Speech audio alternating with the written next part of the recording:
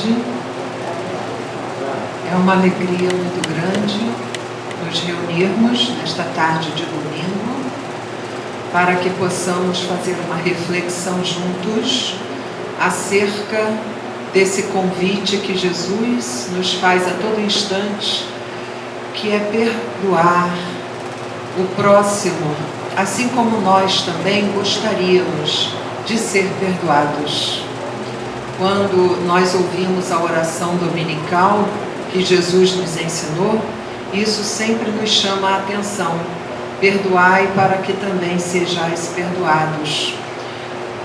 Isso tem uma importância imensa quando nós temos contato com a doutrina espírita, que amplia a nossa condição de entendimento dessas palavras que ressoam até hoje, vão ecoando na acústica de nossas almas, e nós buscamos compreendê-las, mas senti-las e aplicá-las, para que no passo da evolução que cada um de nós está, precisamos assim, através de sua aplicação, ir aprofundando o nosso entendimento, a nossa compreensão.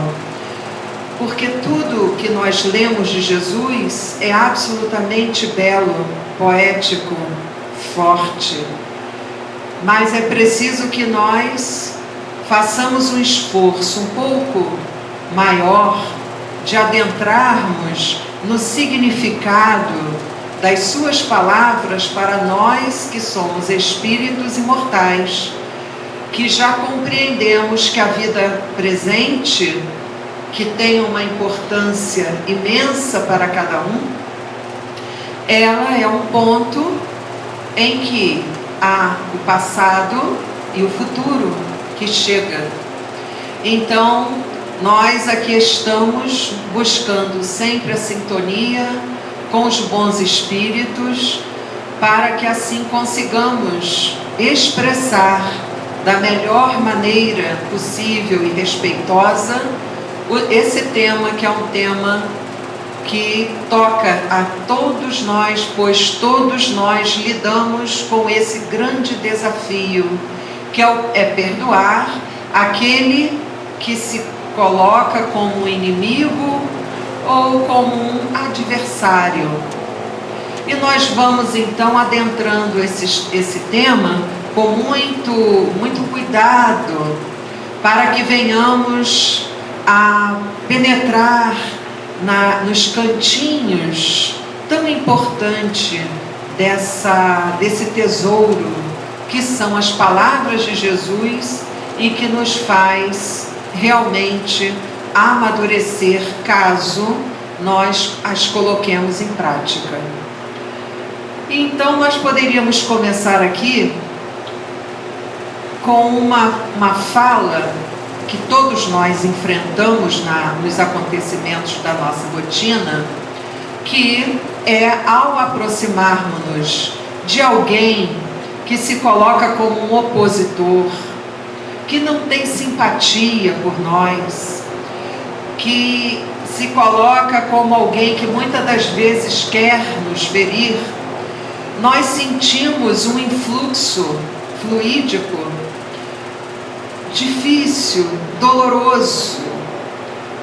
E muitas vezes, quando esse alguém é visível aos nossos olhos, nós percebemos que há uma contrição facial, há uma mudança, é um sorriso diferente, muitas vezes é uma fala um tanto sarcástica, e nós então percebemos aí que há uma dificuldade no relacionamento.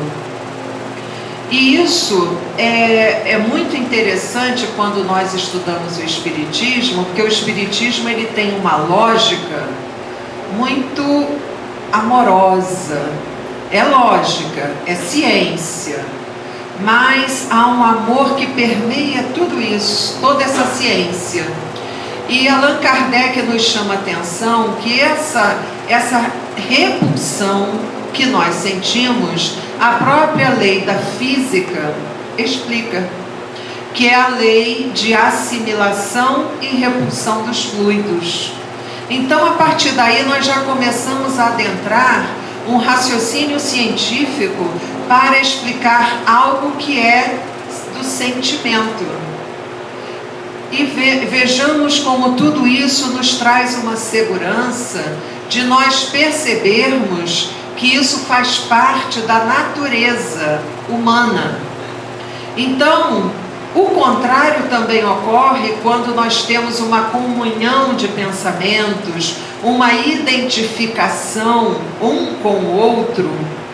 Nós temos, ao contrário, uma sensação agradável, porque vem daquele ser um eflúvio saudável e aquilo nos envolve, porque dele parte um pensamento, ou dela parte um pensamento benevolente. Então isso tudo é perfeitamente explicável, o que nos dá uma tranquilidade, porque muitos de nós, quando ainda não entendemos que isso é uma realidade científica, nós pela nossa incapacidade do entendimento, da compreensão, ficamos assim: será que isso é coisa da minha cabeça? Por que será que eu sinto isso ao adentrar aquela casa ou aquela instituição, aquele ambiente de trabalho, quando determinada pessoa se aproxima? E isso é explicável, e isso faz com que nós comecemos a tomar conta de um conhecimento que nos fortalece e nos faz caminhar com maior segurança, porque o conhecimento, ele é muito importante.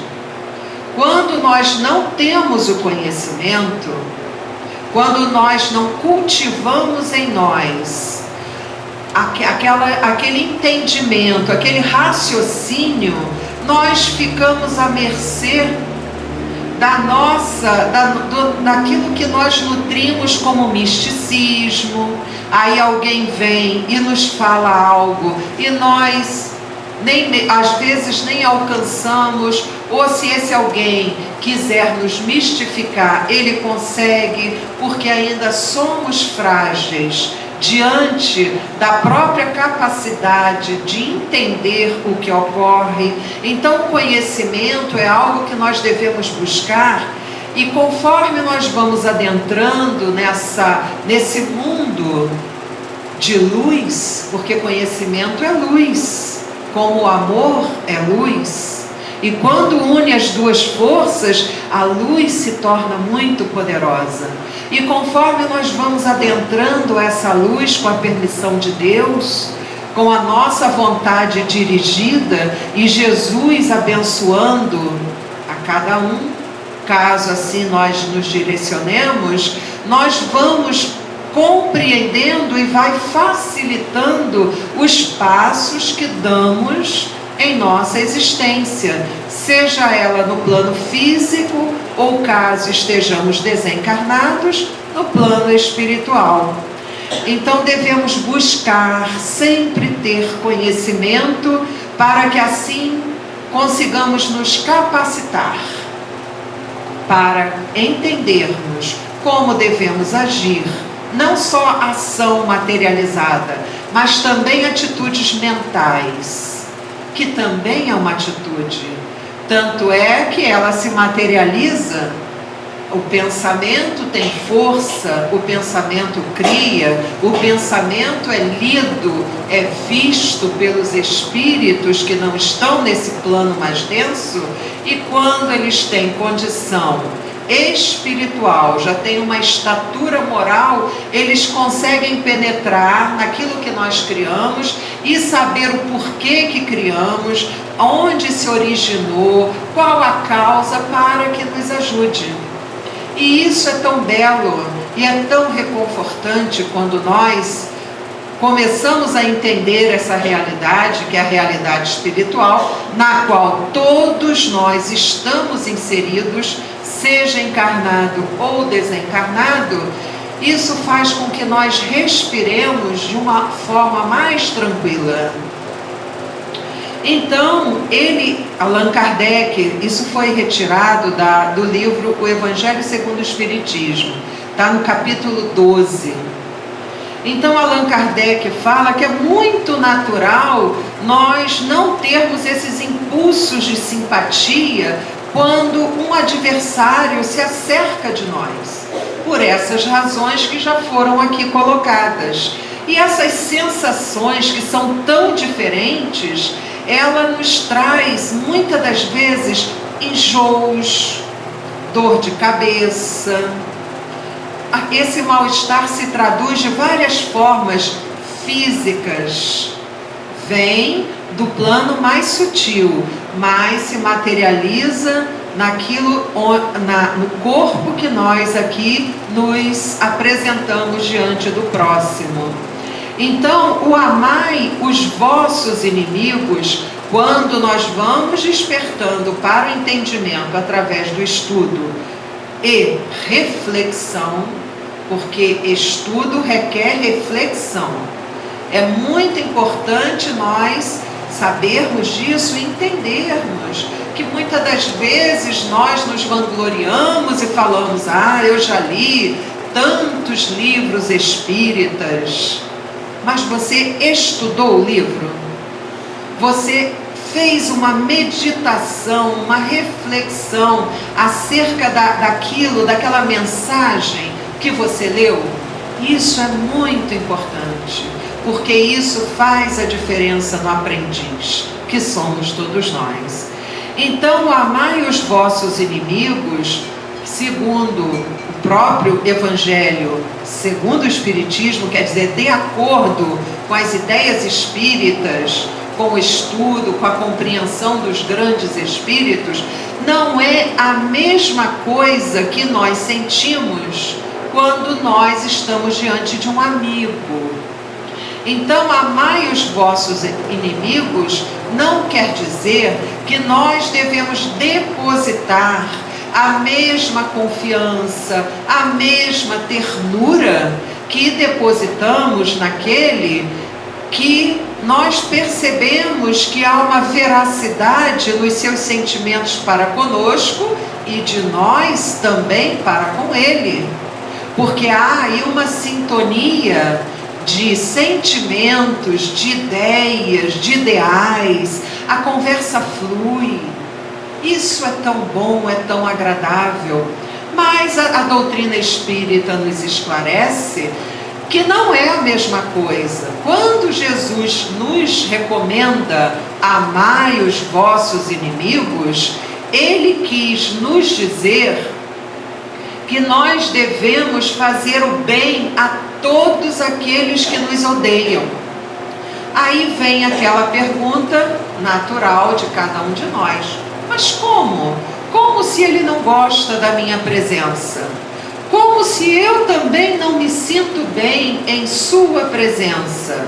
Então ele continua o raciocínio dizendo: orar por aqueles que nos perseguem e caluniam. Isso se estende também para aqueles que não estão mais no plano físico. Tudo que aqui está sendo dito não é restrito ao meio visível em que nós nos encontramos, porque há também aqueles que nos perseguem do outro lado da vida. Muitos são ligados a nós por outras existências, certamente porque nós não os respeitamos.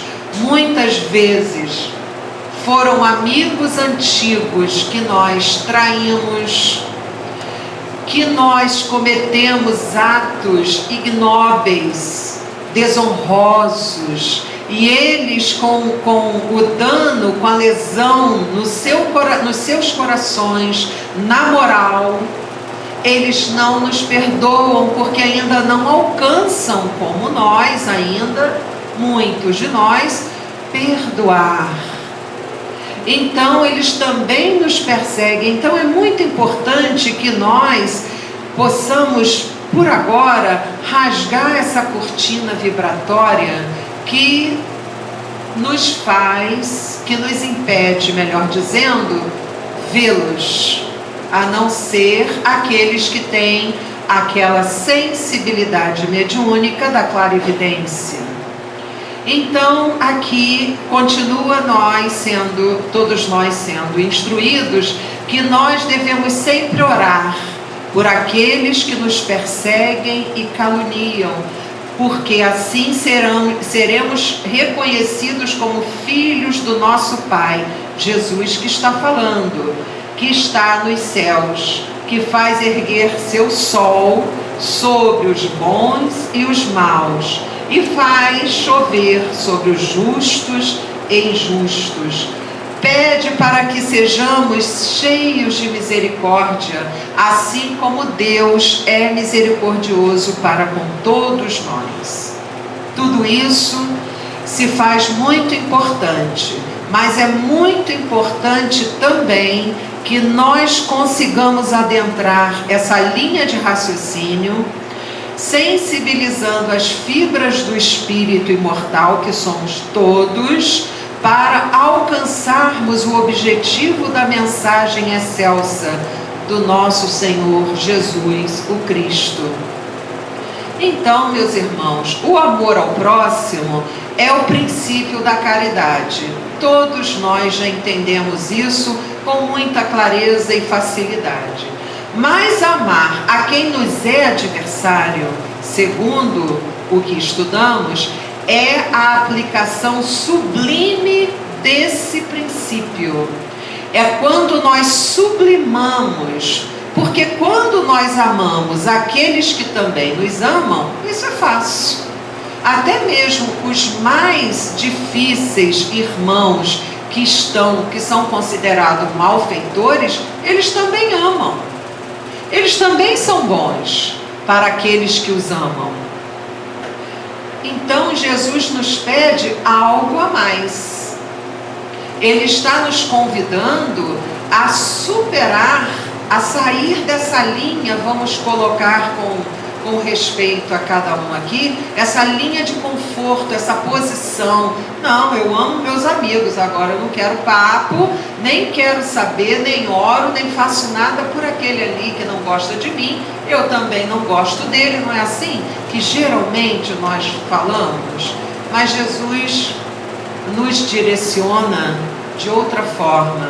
Ele fala que é muito importante que nós busquemos adquirir essa virtude, sublimar essa virtude que se chama caridade para com os inimigos, porque se nós conseguirmos, nós alcançaremos vitórias sobre as duas chagas da humanidade que faz com que haja guerras, com que haja esses desencontros que todos nós estamos acompanhando, esses desatinos.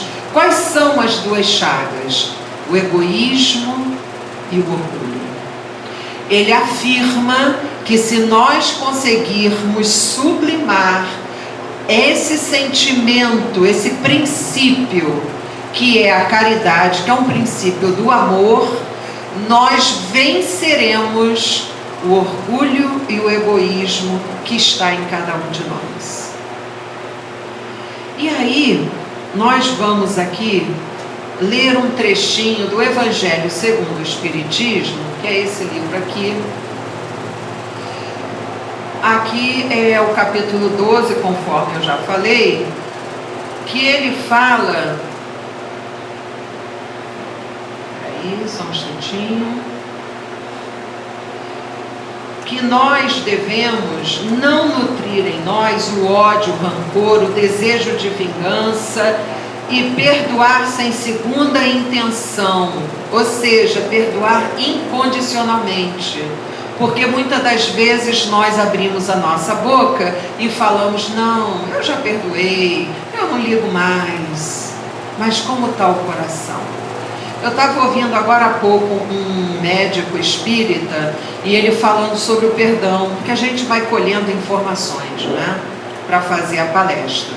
E então ele estava falando que ele teve uma paciente que ela tinha uma dor no estômago e que nada curava. E ela fazia exames, no início não dava nada. Depois começou a mostrar uma gastrite e aquilo foi avançando. Então, ele, médico, eu não sei a especialidade dele, me deu a entender que é um clínico geral. E ele então falou, o nome dele é Dr. Décio. Aí ele contando em sua entrevista que ele chegou para ela e falou assim: a senhora, ela casada, né, tendo uma vida conjugal, a senhora tem alguma dor com alguém que a senhora não conseguiu perdoar? Alguém te ofendeu? Alguém disse, ele espírita, já consciente disso tudo aqui que nós estamos falando, ele perguntou a ela, porque ele nunca entrava no mérito da questão, porque para não invadir o pessoal. Aí ela disse para ele assim: ah, doutor, eu tenho sim. Aí ela contou que ela foi casada e que esse companheiro dela, ele atraiu e teve um outro relacionamento com outra pessoa, e que com essa pessoa teve inclusive uma criança, ou seja, ele constituiu outra família. Quando ela descobriu, tudo isso já tinha acontecido, ela contando isso para o médico. Aí o médico olhou e falou assim: mas a senhora perdoou? Aí ela, no início, ela falou assim: ah, eu perdoei, foi uma opção dele. Aí ela falou com as palavras dela, uma pessoa muito educada, muito doce. Mas no continuar da conversa, ela falou assim: mas o meu coração não perdoa, doutor. Aí ele falou assim: aí está a origem da sua dor, da dor do estômago que não passa. Então a senhora precisa começar, é um processo, porque aí ele foi explicando como médico e espírita, né, que o perdão, ele é um processo, e muitas vezes é um processo lento, mas que é preciso ser iniciado.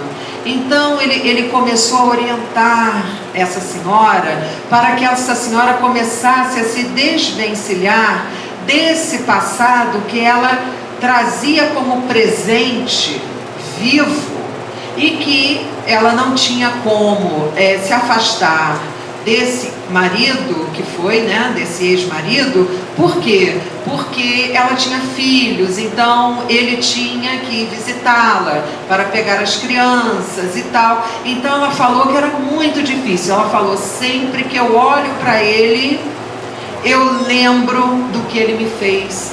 Então eu fico assim, como se eu tivesse constrangida, parece que tem algo me apertando. Então ele disse para ela: exatamente, isso está te fazendo um grande mal. Então nós começamos a notar, diante desse depoimento dessa senhora, que é preciso buscar ajuda, porque a maioria de nós, claro que não são todos, porque existem espíritos que alcançaram já um patamar além do comum, mas a grande maioria de nós tem muita dificuldade em perdoar, encarnados e desencarnados. Mas o que é preciso nós fazermos? Buscarmos ajuda a quem pode nos ajudar. Todos nós temos um espírito ligado a nós.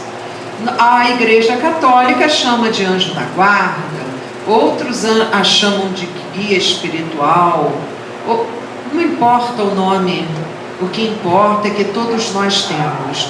E além desse querido amigo espiritual, que nos ama como um pai, ele também tem com ele uma equipe. E quando nós começamos a nos devotar ao bem, nós conquistamos simpatias, não só do plano físico, como também do plano extrafísico, que é o espiritual. E nós começamos a ter créditos. Não é o crédito do banco material, é um crédito que nós temos no plano maior, E dizem os bons espíritos que quando nós caminhamos nessa linha do bem, Jesus é o nosso advogado. Então, nós começamos a ter mais calma no nosso coração. E quando nós olhamos aquele que consideramos o ofensor, aquele que nos lesou, nós começamos a ter uma sensibilização de compreender que educação aquele ser teve. Como que foi a sua caminhada nessa existência mesmo? Quais traumas ele ou ela vivenciou? Que tipo de ideias ele nutriu porque foram incutidas e ele absorveu? E aí ele começou a achar que aquilo é que era o certo, era assim mesmo que tinha que fazer. Quantas vezes, meus irmãos, todos nós ouvimos pessoas, até pessoas que nós temos um grande apreço, falar assim: eu não levo desaforo para casa. Aí esse mesmo médico que eu ouvi só um pouquinho da sua entrevista, não deu tempo de ouvir mais, ele falou que ele aprendeu ao contrário. A sua mãe falou para ele assim: quando você ouvir um desaforo, traga o desaforo para casa. Sabe por quê? Porque o desaforo é um gelo e ele derrete e você se livra disso. E ele falou que ele levou isso para a vida inteira. Então ele falou que ele não criava, mesmo criança, ele não criava desavenças na escola, ele não criava problemas com seus colegas na mocidade, porque ele falou: eu fui muito ofendido, sofri muitos preconceitos. Quem nunca sofreu? Se você é branco, você sofre preconceito. Se você tem a cútis amarela, que são os asiáticos, sofrem também preconceito.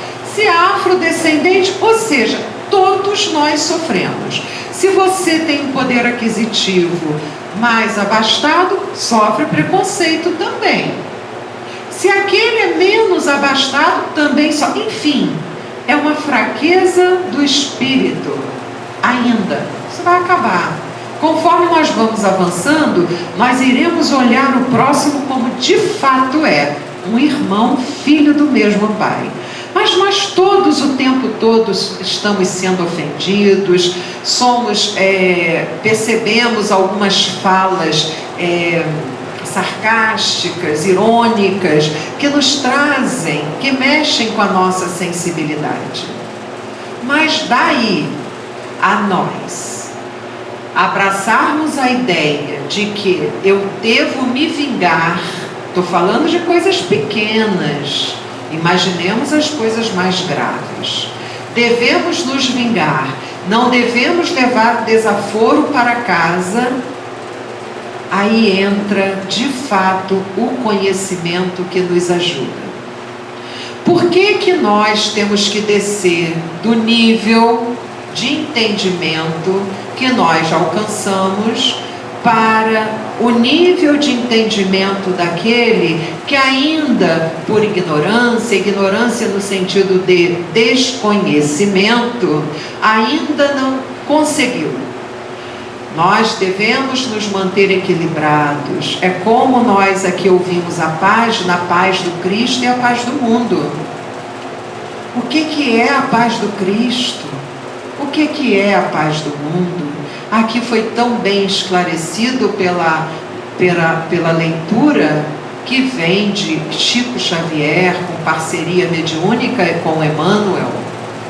E nós então começamos a entender que muitas vezes nós não estamos em paz, porque ainda não conseguimos resgatar aquele sentimento de perdão. Ah, mas ele ou ela não aceita o meu perdão. Aí passa a ser um problema daquela pessoa. Mas nós, que somos consciências independentes, embora haja uma interdependência entre nós, porque um ajuda o outro, um quer bem ao outro, nós somos individualidade. Então devemos nos preocupar mais conosco e orar por aquele que ainda está fragilizado no seu entendimento de vida, na forma de agir ou reagir. Aquele merece a nossa misericórdia. Dentro daquilo que alcançamos, o que aqui foi dito da misericórdia é isso. É quando nós compreendemos que aquele que nos ofende, ele necessita de misericórdia. Por quê? Porque ele ainda está naquele grau evolutivo. O nosso amado médium, o maior de todos, Francisco Cândido Xavier, tem uma frase curta que é muito bom a gente saber e levar para o nosso dia a dia. Ele fala assim, mais ou menos, eu vou tentar reproduzir com a minha emoção, porque o Chico realmente tem ali um linguajar muito elevado. Mas ele mais ou menos fala assim: se você ouvir uma crítica, e se ela for verdadeira, aproveite-a para que você possa melhorar a sua conduta. Se ela não condiz com a sua realidade, for algo dito com uma certa malícia, não dê importância, porque não condiz com a verdade. Aí ele finaliza: e é muito melhor você ser o ofendido do que ser o ofensor. Se nós levarmos isso todos os dias para o nosso trabalho, para o encontro em família, para o encontro entre amigos, nós vamos começar a perceber que nós vamos ter um respaldo diferente, porque a nossa intimidade, ela vai estar mais assim, vamos colocar, mais revestida de uma força moral. Então, dando assim a continuidade, nós devemos entender que nós devemos sempre retribuir o mal que nos fazem com o bem que nós devemos fazer. Esse bem não é visto por ninguém. É o bem da oração, é o bem de um pensamento de luz que emitimos, é a gente não ter a intenção de humilhar, é a gente perceber, é nós percebermos se aquela pessoa, aquele indivíduo conquistou algo de bom, é nós falarmos assim, graças a Deus, que ele consiga ser feliz. E nós termos isso em nosso coração. Se fosse o nosso filho, se fosse o nosso querido esposo ou querida esposa, querido companheiro ou companheira, nosso pai, nossa mãe, porque hoje ele pode estar numa posição, amanhã com a lei da reencarnação, porque é uma lei, nós vamos reencontrá-lo. Qual será a posição que vamos nos reencontrar? A hora está voando, né? Então, nós vamos aqui acelerar um pouquinho, porque tem muita coisa. Então, ele continua dando aqui uma explicação que muitas pessoas incrédulas nas palavras de Jesus não conseguem compreender, não vê um raciocínio lógico, não vê na prática da vida se aquilo realmente tem eficácia. Eles acham, inclusive eu já ouvi isso, eles acham que o perdão é uma fraqueza. Quando foi dito assim, por que você não perdoa? Perdoa, pensa nisso, comece a pensar, vai começando a analisar de outra maneira. Aí a pessoa responde assim, não, eu não sou fraco, perdão é para gente fraca. Olha, e é justamente o contrário. Quando você consegue perdoar, você está sublimando a sua própria condição espiritual. Que maravilha! Você sai daquele padrão vibratório e vai para outro. E os insultos que alguém queira lhe dar, muitas vezes não te alcança. Por quê? Porque o seu padrão vibratório está em outro nível e você não consegue valorizar aquilo que antes você valorizava. Se nós tivermos assim um exemplo bem da nossa rotina, uma criança muitas vezes se ofende por algo tão pequeno, porque não recebeu o doce que tanto queria, ou o brinquedo que tanto pediu. Ela fica tão ofendida, tem umas que choram. Então vamos agora fazer uma comparação.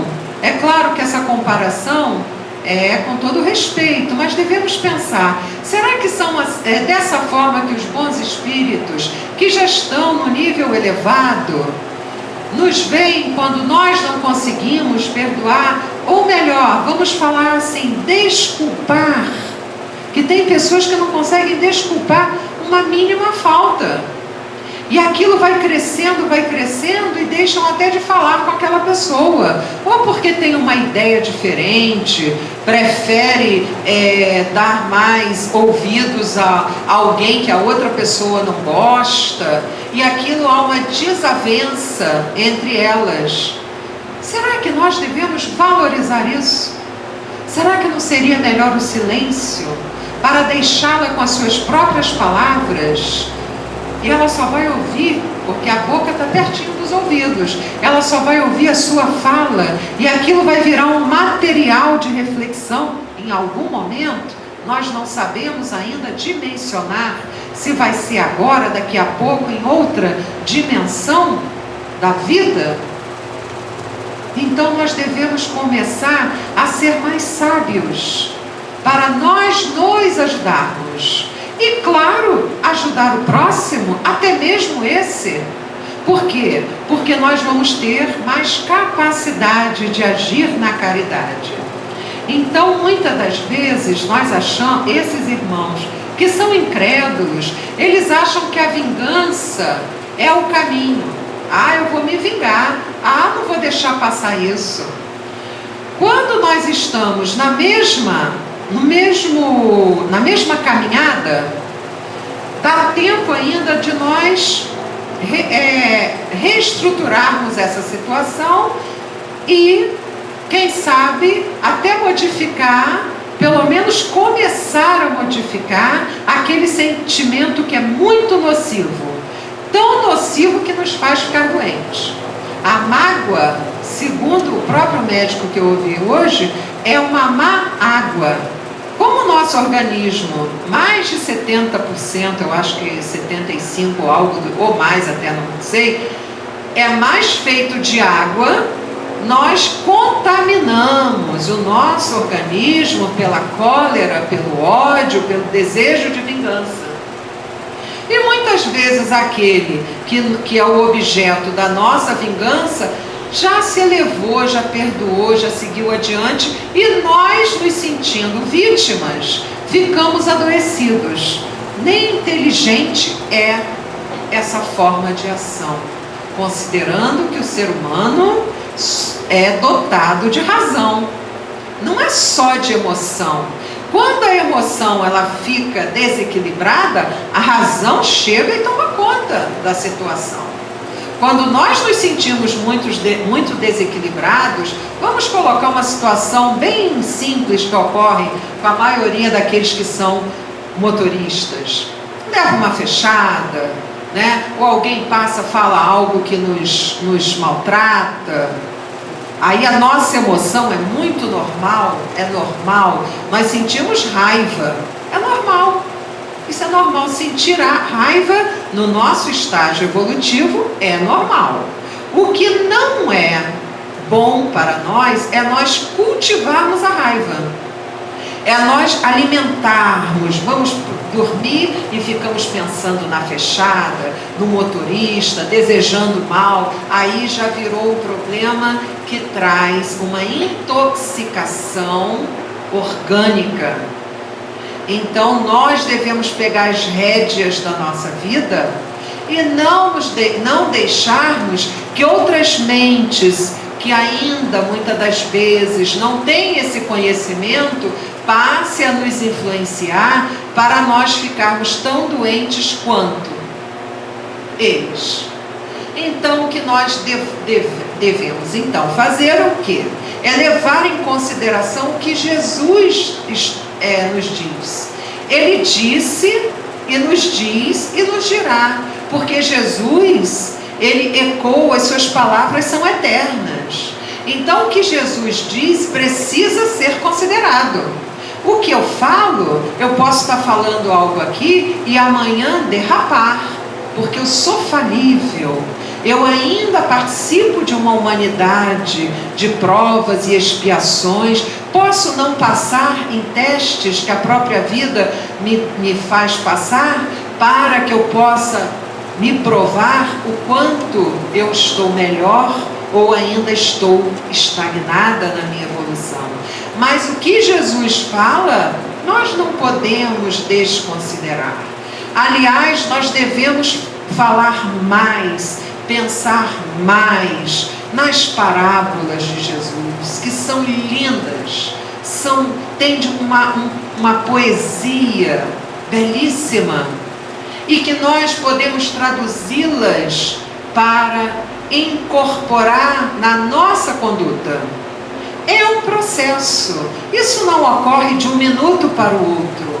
É algo, é como uma academia que nós precisamos ir, porque o médico fala, é preciso fazer atividade física para a sua saúde. Aí a gente vai, se inscreve, começa a ir e vai disciplinando o organismo. Mas essa disciplina não nos traz benefícios de uma hora para outra, exige perseverança. Assim também é a disciplina do espírito imortal. Nós não podemos mais nos colocar numa posição infantil de achar que fez uma coisa boa, pronto, agora eu estou salva. Não, isso faz parte de um raciocínio muito antigo, tradicional, mas que já está perdendo a força. É preciso manter, cuidar do espírito como um campo. O agricultor, quando se devota ao campo, ele toma conta do pH da terra, ele sabe das estações, se não sabe, procura saber das estações, da posição do sol, o vento. Ele se capacita para cuidar desse campo. Então nós devemos nos ver assim. Ainda temos um campo, muitas das vezes pedregoso, muitas das vezes o terreno é cheio de espinhos, mas precisamos tratar. Nós temos essa missão para conosco. Se eu me melhorar, se ele se melhorar, se cada um aqui se melhorar, nós vamos começar a ser, vamos colocar essa palavra entre aspas, mas por que não, exemplo para um familiar, para um netinho, para um filho, para alguém que nos quer bem, um amigo. Então nós devemos fazer alguma coisa por nós, e estaremos também fazendo algo por toda a humanidade, que é a nossa família. Nós participamos da humanidade, não é por acaso. Jesus é que nos conduz, mas o livre-arbítrio, ele é respeitado. Iremos responder por aquilo que fazemos, ou melhor, que pensamos, que falamos e que fazemos. Então, nós aqui vamos considerar as palavras de Jesus sob a ótica espírita. É preciso que nós avancemos, não fiquemos mornos, como uma amiga nossa fala. Não fiquemos ali naquela condição, não, tá bom, em cima do muro, como antigamente se falava, não é? Vamos assumir a nossa posição como espírito imortal. E hoje, conhecendo o Espiritismo, que nos dá uma visão mais ampla, que é como um farol que ilumina a estrada que devemos caminhar.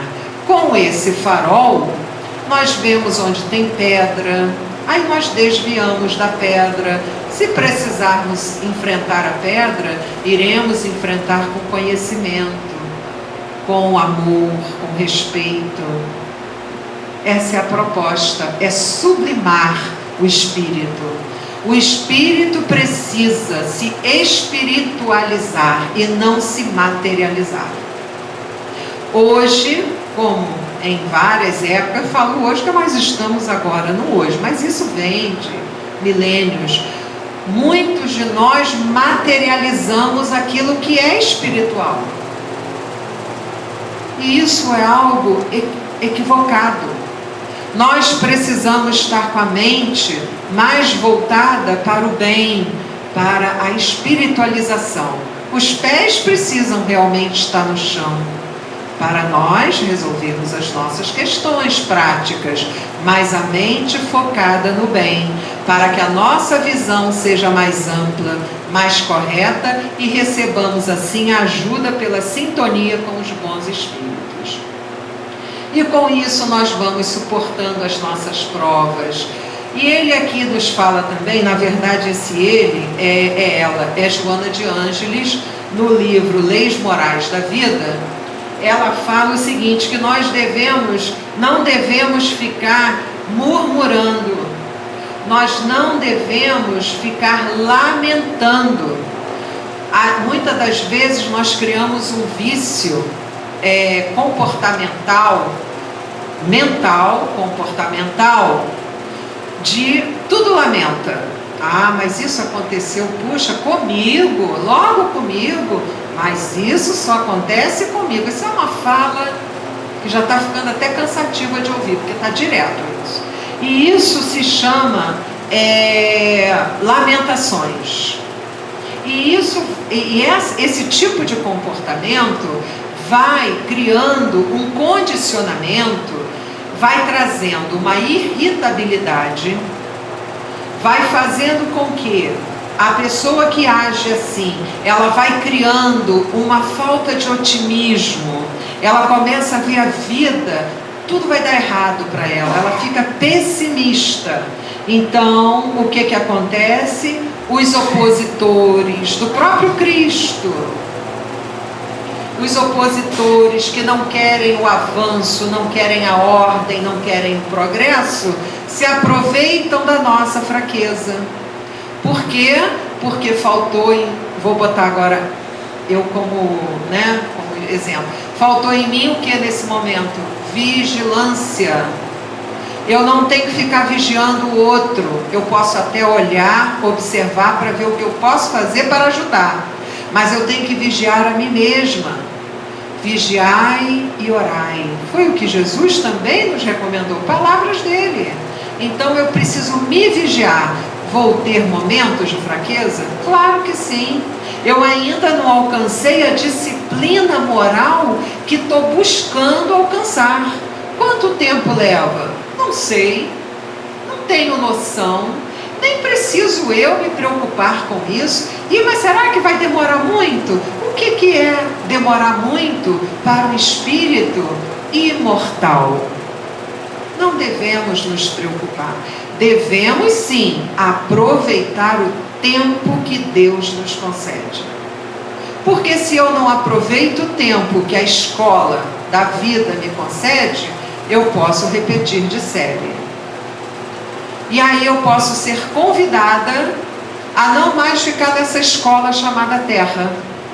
Aí eu vou para uma outra escola planetária, um outro orbe, onde a condição moral está afinizada. Eu me afinizo com aquela condição moral.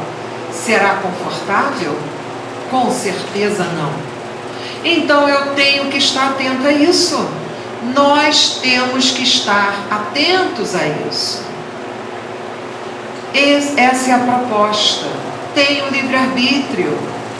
Tem aquele que fala, não, mas eu ainda tenho prazer em fazer o mal. Bom, respeita-se. Respeita-se esse que tem essa resposta. Ninguém vai poder agir por ele. Poderemos sim orar por ele, rogando a espiritualidade amiga e gentil que o ajude ou a ajude para que desperte o quanto antes. Mas nós não podemos impedir que esse irmão se renove de repente, porque ele perdeu tempo. mas que nós não percamos o tempo. Então, continuando o nosso raciocínio, aqui a Joana de Ângeles, nesse livro, nos explica que a irritação que nós muitas vezes nos mantemos abate as forças da alma e ela traz um resultado chamado exaustão prematura. Olha, e a gente que quer sempre ficar bem, jovem, bonito, forte, né? Mas se a gente vive se irritando com tudo, tudo é motivo de irritação, como que eu posso querer ficar assim? E ela fala que a mágoa anula a esperança, tira aquela luz do nosso coração que se chama esperança, dificultando a possibilidade de trabalho. Isso traz um desgoverno no campo das emoções tão grande que nós começamos a perder o ânimo de trabalhar. Vejam como é sério, é seríssimo isso tudo. Então, meus irmãos, para nós fecharmos a nossa palestra, é preciso que nós protejamos a nossa saúde. Só do corpo? Também, mas principalmente a saúde do espírito imortal. Nós somos responsáveis pela nossa saúde. Não é Deus. Tem gente que fala assim, mas foi Deus que quis. Isso aí é falta de conhecimento da pessoa que fala isso. Não, nós é que buscamos aquela situação. E às vezes nem sempre isso ocorre na existência atual. Pode ter sido atos provocados em outras existências. Mas a partir do momento que eu saiba, que eu tome conhecimento disso tudo, opa, agora eu sei. Antes eu não sabia, mas agora eu sei. Então eu vou começar a me modificar num ritmo talvez não tão bom quanto fulano, fulana, cicrana, porque cada um tem o seu ritmo evolutivo, dependendo da maturidade espiritual. Mas dentro do meu ritmo eu vou lutar por isso, porque é bom para mim. E também ela continua aqui só para fechar, que é bom também para o grupo em que nós fomos chamados a atuar e servir, porque todos nós pertencemos a um grupo. Pode ser um grupo na casa espírita, um grupo de trabalho, um grupo, digamos, familiar.